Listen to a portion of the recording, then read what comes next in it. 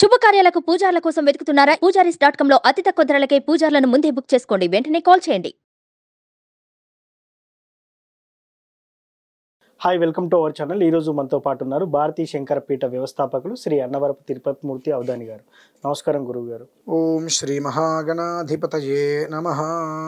Corona విలయతాండవం చేస్తుంది. మొత్తం సృష్టికి ఏదో ప్రమాదం జరగబోతుంది, మానవాళి మరో ప్రమాదంలో చిక్కుకుంటుందని చెప్పేసి మనం చూస్తున్నాం. నిజంగా అలాంటిది సంభవించే అవకాశం ఉందా? ఈ పరిస్థితులు ఇంకా ఎన్ని రోజుల వరకు ఇలా కొనసాగుతాయి? అదేవిధంగా చూసుకుంటే ఆస్ట్రాలజీ ప్రిడిక్షన్ ప్రకారం నిజంగా ఈ ముప్పు మనకు పొంచి ఉందా? ఓం అధ్యవోచదధివక్త ప్రథమో దైవ్యోభిషకు అహీగుశ్చ సర్వాన్ జంభయన్ సర్వాశ్చ యాతు ధాన్యః. ఓం అజరాయ నమః. ప్రధానంగా ఈ కరోనా అనేటువంటి పదాన్ని మనం మర్చిపోవడం చాలా శ్రేయస్కరం.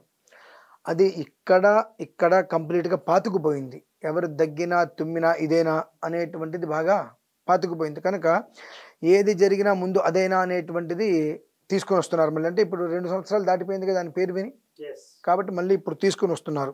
ఇప్పుడు నడిచేటువంటి దశలు కావచ్చు, అంతర్దశలు కావచ్చు, ఏవైతే శాస్త్రానికి అనుసరించి ఖగోళానికి అనుసరించి ఉందో దాన్ని అనుసరించేది కనుక ఎలాంటి ఒక్క రుగ్మతలు లేవు. దాని గురించి మనం భయపడవలసిన అవసరం లేదు. తీసుకురావటం సాధారణం, చేప కింద నీరులాగా తీసుకురావచ్చు. కరోనా కరోనా కరోనా ఎవరు చనిపోయినా కరోనా పేరు పెట్టడం ఫ్యాషన్ అయిపోయింది ఇప్పుడైతే. ఎందువల్లనంటే చెప్తేనే కదా అందరు భయపడేది. భయపడటం వల్ల ఎవరికి ఉపయోగం లేదు. కొన్ని ప్రాణాలు పోతున్నాయి. లాస్ట్ టైం కూడా మనం చెప్పుకున్నాం ఇదే విషయం వచ్చినప్పుడు. దాని పరిస్థితి ఏంటి, ఎలా వచ్చింది, ఎందుకు వచ్చింది, ఎప్పుడు పోతుంది అనేటువంటిది. ఇప్పుడైతే దాని గురించి నడిచేటువంటి స్థితిగమనంలో మాత్రం ఎలాంటి ఒక్క అపాయము లేదు. అది వస్తుంది అనేటువంటి విషయంలో ఆలోచన కూడా అనవసరం. చాలామందికి దాని గురించి ఏదో వస్తుందని భయపడి ఇబ్బందులు పడటం అనేటువంటిది అనవసరమైన మాట. నేను ఖచ్చితంగా చెప్పగలను. ఏ దిక్కుకు ఎవరు అధిపతి అనేటువంటిది కొన్ని ఉంటాయి. ఆ అధిపతి వక్రించినప్పుడు ఒక రకంగా నడుస్తూ ఉంటుంది. శని ఉంటాడు, శని వక్రగతి వచ్చినప్పుడు ఒక్కొక్క రకంగా ఉంటుంది. సవ్యంగా వెళ్ళినప్పుడు ఒక రకంగా ఉంటుంది. అలానే కుజుడు వక్రిస్తే ఒక రకంగా ఉంటుంది. ఇప్పుడు ఏ వక్రగతులు అంత విశేషంగా వక్రించేటువంటి స్థితి లేదు, దాటిపోయింది. గత కొన్ని రోజుల క్రితమే వక్రం చేసింది, దాటిపోయింది. కాబట్టి ఇప్పుడు వక్రగతి అనేటువంటిది లేదు. లేని దానికి మళ్ళీ వాళ్ళు చెప్పారను వీళ్ళు చెప్పారను ఛానల్స్లో వస్తున్నాయో దీని గురించి అనే ప్రజల్ని మాత్రం మనం ఈ విషయం గురించి భయం అనేటువంటిది మానుకోవడం. ప్రజలకి నేను చెప్పగలిగేది ఏంటంటే ఈ విషయంలో భయం అనేటువంటిది వదులుకోవడం చాలా ఉత్తమం. అంటే లేని దాని గురించి భయపడి ఉంది అని భ్రమపడి ఇబ్బంది పడుతున్నారు. అంటే భయమే మనిషికి సగం ప్రమాదం. చిన్న ఉదాహరణ, మీ పేరు ముఖేష్ అంటారు. ముఖేష్ గారు, మీరు ఇది మొత్తం కళ్ళు మూసుకొని తిరుగుతూ ఉంటారు. నేను ఏదో సాయంత్రం టైంలో మీ దగ్గర మాట్లాడటానికి వస్తాయి. ఇక్కడికి మాట్లాడుతున్నప్పుడు మీరు ఏదో స్టాపులర్తో ఏదో పిన్ ఏదో చేసుకుంటుంటే నేను మాట్లాడుతుంటే కరెంటు పోయింది. ఆ కరెంటు పోయినప్పుడు ముఖేష్ గారు అక్కడ నేను తేల్చి చూశానండి అంట. మీకు తెలిసి ఇక్కడికి అటువంటి వచ్చే అవకాశం లేదు అని. కానీ ఆ స్టాపులర్లోంచి ఆ పెట్టే పిన్ ఏదో జారి కింద పడింది. మీరు కాలు పెడితే కాలుకి అది గుచ్చుకుంది. మీరు ఏమనుకుంటారు? రాదు అనేటువంటి మీ కాన్ఫిడెన్స్ అంతా ఏమైంది? మరి ఇక్కడికి తేలు రాదు, ఏమీ రాదు అని మీకు కాన్ఫిడెన్స్ ఉంది. కానీ కాలుకి ఏదో గుచ్చుకోగానే ఏమైంది? భయపడిపోయి తేలు వచ్చేసిందని చెప్పి అది ప్రాణాపాయ స్టేజ్ వరకు మనం తీసుకెళ్తున్నాం. కాబట్టి ఇప్పుడు అది లేదు, రాదు. మనం ఏం చెప్పుకున్నాం లాస్ట్ టైము? చిన్నవి అగ్ని ప్రమాదాలు, జల ప్రళయాలు ఇవి మాత్రం వస్తాయి మినహాయిస్తే, చిన్నవి దగ్గులు తుమ్ములు మినహాయిస్తే అంతకుమించి వచ్చేటువంటి వ్యాధులు లేవు అని కూడా మనం చెప్పుకోవడం జరిగింది. కాబట్టి ఇప్పుడు అదేదో వస్తుందనే మాట పచ్చి అబద్ధం. సంచారరీత్యా కూడా ఇప్పుడు జరిగేటువంటి సంచారం తీసుకున్నప్పటికీ కూడా రాహు కావచ్చు, శని సంచారం కావచ్చు, ఈ సంచారాలు మనం తీసుకున్నప్పటికీ కూడా ఇప్పుడు అలాంటి ప్రళయము విలయము అనేటువంటిది వైరస్ రూపేణా లేదు. అది మాత్రం ఖచ్చితంగా చెప్పగలండి. లాస్ట్ కరోనా వచ్చినప్పుడు మనం ఇట్లా రుద్రానికి సంబంధించిన పాశుపతం చేస్తున్నాము 60 రోజుల పాటు.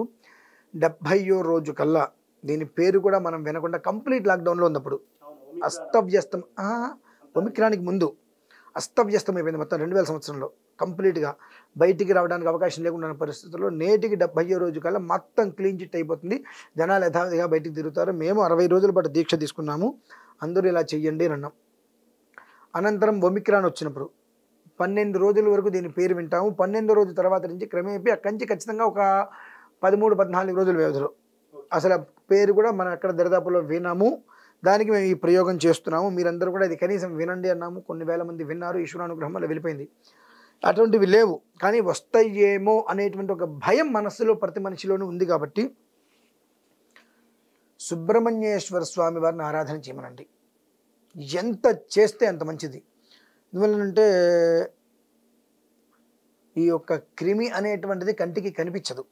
కనిపించకుండానే కదండి అదంతా ఇబ్బంది పెట్టింది. అంతా ఒమిక్రాన్ వచ్చిందనో కరోనా వచ్చిందనో అన్న ఆ క్రిమి ఇలా ఉంది అనేటువంటిది ఎవరు దాన్ని ఫోటో తీసి చూపించలేకపోయారు. రకరకాల వ్యాక్సిన్ రకరకాల వేరియేషన్స్ చూపించారు మినహాయిస్తే దానికి ఇది అని ఎవరు పట్టుకోలేకపోయారు. అంటే అంత సూక్ష్మ క్రిమి మనిషి శరీరంలోకి వెళ్ళి ఇంతెత్తు మనిషిని నిర్జీవుని చేసేసిందిగా. అటువంటి వాటినందరినీ కూడా పునరుత్పత్తి చేసి నిలబెట్టగలిగేది సుబ్రహ్మణ్యేశ్వరుడు. ప్రతి ఒక్క మనిషి సుబ్రహ్మణ్యేశ్వర స్వామి వారికి సంబంధించిన సహస్రనామాన్ని పారాయణ చేసుకోవడం ఫస్ట్ ఆఫ్ ఆల్. సెకండ్, ఓం అజరాయ నమః. ఇందాక మనం మొట్టమొదటిలో చెప్పుకున్నాం. అధ్యవోచదధివక్త ప్రథమో దైవ్యో భిషకు. మొట్టమొదటి వైద్యుడు ఎవరు? భగవంతుడు. భిషక్ అంటే వైద్యుడు, దైవ్య. మొట్టమొదటి వైద్యుడు భగవంతుడు. ఆయన స్మరణం చేస్తూ ఉంటే మనకి ఎందుకు కష్టాలు వస్తాయి? అసలు రావు. కాబట్టి సుబ్రహ్మణ్యేశ్వర స్వామి వారిని ఏదో ఒక రకంగా ఉపాసన చేస్తూ లేదా సహస్రనామాన్ని పారాయణ వింటూ ఓం అజరాయ నమః అనేటువంటి నామాన్ని తలుచుకోమనండి. ఖచ్చితంగా కనుక తలుచుకోగలిగితే ప్రతి ఒక్క మనిషి, నా లెక్క ప్రకారము ఒక 16 రోజుల తర్వాత మళ్ళీ ఈ మాట మనం వినం. చాప కింద నీరులాగా తీసుకురావడం వేరు, స్వతసిద్ధంగా రావటం వేరు. ఏంటంటే మానవ తప్పిదానికి మనం యాక్ట్ ఆఫ్ గాడ్ కింద మనం పరిగణలోకి తీసుకోవద్దు. మానవ తప్పిదం ఎవరన్నా చనిపోయారు, ఏముంది కరోనా కింద చనిపోయారంటే ఆ పరిసరంలోని 10 మంది భయపడతారు. భయపడి మాకేదో వచ్చింది అనుకుంటారు. కానీ అది ప్రజెంట్ ఉన్న పరిస్థితులలో వచ్చే అవకాశం కూడా లేదు. చక్కటి పరివర్తన కలిగినటువంటి వాతావరణం ఏర్పడింది ఇప్పుడు. ఈ వాతావరణంలో ఎవరైనా కాలుష్యాన్ని నిండింది అనేటువంటి పుకార్లు పుట్టించడం మినహాయిస్తే ప్రత్యేకంగా ఈ ప్రమాదం ఉంది అనేటువంటి మాత్రం దైవలిఖితంగా లేదు. కాబట్టి దీని గురించి అసలు ఏమాత్రం కూడా భయము కంగారు టెన్షన్ లేకుండా సుబ్రహ్మణ్య స్వామి వారి యొక్క సహస్రనామాన్ని వింటూ ఓం అజరాయ నమః అంటే జరామరణం లేనివాడు ఈశ్వరుడు. ఆయన మనస్సులో తలుచుకొని ఓం అజరాయ నమః అనేటువంటి నామాన్ని జపం చేసుకుంటూ ఉంటే ఏ ఒక్క మనిషికి కూడా శ్వాసకోశ ఇబ్బంది కూడా రాకుండా ఆయన కాపాడతాడండి. చూశారు కదా, ఇది వాటి కార్యక్రమం. మరో కార్యక్రమంలో మళ్ళీ కలుద్దాం. Thank you.